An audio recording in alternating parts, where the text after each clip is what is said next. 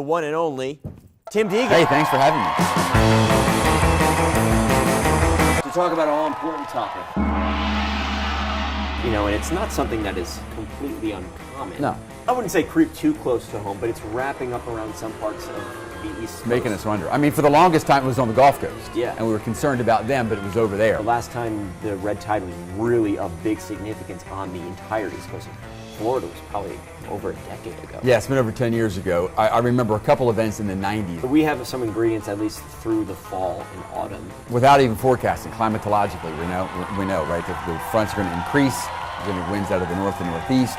So at least that should keep it suppressed to the south. That's near shore. As you know, the Gulf Stream heads north, so who knows what's going to happen with whatever gets in the Gulf Stream. And if it gets in the Gulf Stream, that's still those 60, 90 miles offshore. Right. So the beaches may still kind of be okay in that sense. Right.